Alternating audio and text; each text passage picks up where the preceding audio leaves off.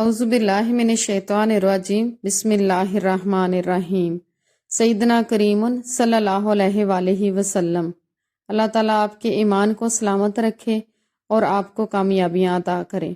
آج کا موضوع ہے غوث اعظم۔ غوث اعظم قطب ربانی، محبوب سبحانی، غوث اعظم دستگیر روشن ضمیر شیخ سید عبدالقادر جیلانی کا وصال کے بعد کی کرامت۔ بد عقیدہ قاتل کی سزا۔ وصال کے طویل عرصے کے بعد رنجیت سنگھ کے دورہ حکومت میں ہندوستان میں رونما ہونے والی ایک داستان، ایمان افروز واقعہ۔ ایک نام نہار مسلمان جو کرامت اولیاء کا منکر تھا، بدقسمتی سے ایک ہندونی کو دل دے بیٹھا۔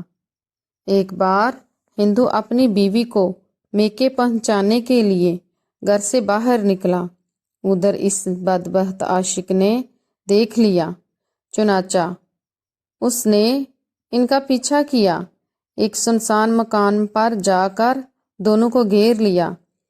وہ دونوں پیدل تھے اور یہ گھوڑے پر سوار تھا۔ اس نے جھوٹ موٹ کی ہمدردی کا اظہار کرتے ہوئے سواری کی پیشکش کی، مگر ہندو نے انکار کیا۔ وہ اصرار کرنے لگا کہ اچھا چلو، عورت کو ہی پیچھے بیٹھنے کی اجازت دے دو، وہ بیچاری تھک جائے گی۔ ہندو کو اس کی نیت پر شبہ ہوا، لہٰذا اس نے کہا کہ تم ضمانت دو کہ کسی قسم کی خیانت نہیں کرو گے، میری بیوی کو صحیح سلامت پہنچا دو گے۔ اس نے کہا، یہاں جنگل میں تمہیں کہاں سے ضمانت دوں؟ عورت بول اٹھی، مسلمان 11ویں شریف والے پیر صاحب کو بہت مانتے ہیں، تم ان کی ضمانت دے دو۔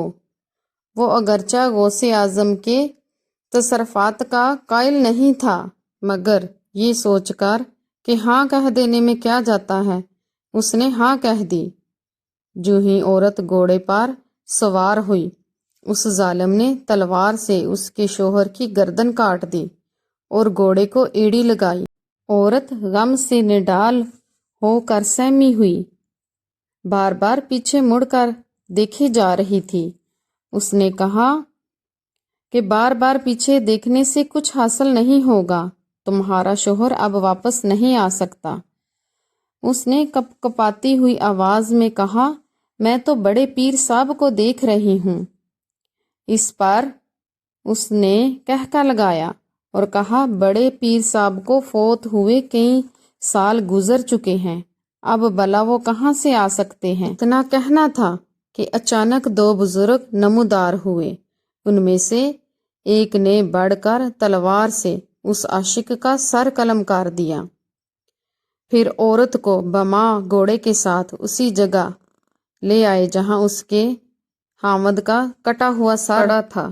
دونوں میں سے ایک بزرگ نے کٹا ہوا سر دڑ کے ساتھ ملایا اور کہا، کم باذن اللہ، یعنی اٹھ اللہ عز و جل کے حکم سے۔ وہ ہندو اسی وقت زندہ ہو گیا، وہ دونوں بزرگ غائب ہو گئے۔ یہ دونوں میاں بیوی مقتول کے گھوڑے پر سوار ہو کر گھر لوٹ آئے۔ مقتول کے ورثاء نے گھوڑے کو پہچان لیا۔ رنجیت سنگھ کے کورٹ میں دونوں میاں بیوی پر کیس کر دیا، ہمارا آدمی غائب ہے، گھوڑا ان کے پاس ہے، شاید ان لوگوں نے ہمارے آدمی کو قتل کر دیا ہے۔ پیشی ہوئی، ان میاں بیوی نے جنگل کا سارا واقعہ سنایا اور کہا، ان دونوں بزرگ میں سے ایک بزرگ یہاں کے مشہور مہذب گل محمد شاہ صاحب کے ہم شکل تھے۔ چنانچہ ان مہذب بزرگ کو بلایا گیا، وہ تشریف لے آئے۔ انہوں نے آتے ہی سارا واقعہ اول تا آخر بیان کیا، لفظ لفظ یعنی بیان کر دیا۔ غوث اعظم کی زندہ کرامت سن کر سب اش کر اٹھے۔ رنجیت سنگھ نے مقدمے کو خارج کر دیا، ان دونوں میاں بیوی کو انعام و کرام کے ساتھ رخصت کیا۔